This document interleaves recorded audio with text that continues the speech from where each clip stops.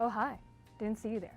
My name is Sam, the artist, and I'm here today to both critique and admire the wonderful world of concept art.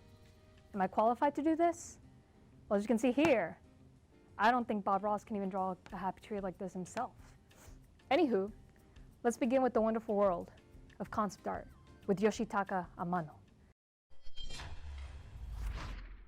Amano is responsible for nothing more than the design of the Final Fantasy universe.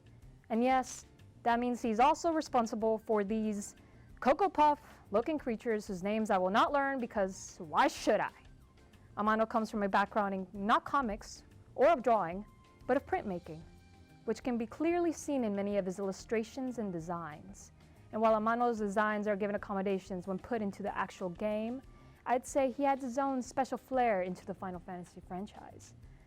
He adds the sublime atmosphere to most of his creations, whether that be just designing a character or drawing up a whole illustration for the game. Overall, he knows what he's doing, except for when he made these things. Anyhow, let's move on. Our next artist is Cedric Peraverne, who is the concept artist of the Dishonored franchise. The only words I can find in describing his art is Eddy Brushes. That's it. His artwork has so much rough and sharp edge that it perfectly reflects the world of Dishonored and its corrupt, gloomy feel. Like, seriously, look at that. He's using 1950s artistic style in the paintings and combines with his own steampunk designs. It's brilliant, to say the least. Sometimes just staring into his gloomy artworks makes me feel gloomy, and that speaks a lot. If artists can make you feel something, then that's when you know they've done their job.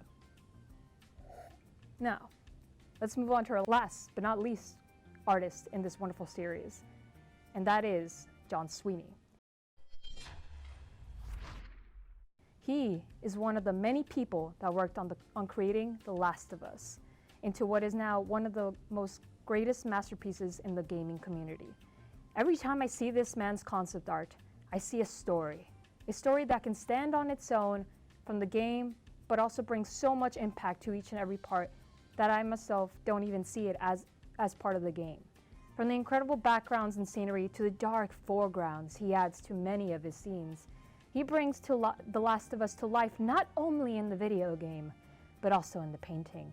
This can especially be seen in one of his paintings with Ellie finally seeing a giraffe for the first time.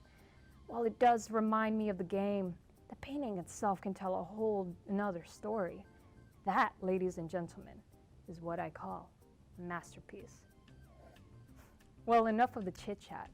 I hope you all learn from this session. While video games are an art, there is art within the art that must also be admired. So the next time you're watching a beautiful scene in a video game, or observing a beautiful atmosphere, and yes, even when you're riding a Cocoa Puff looking creature, whatever its name is, there's always an artist behind it.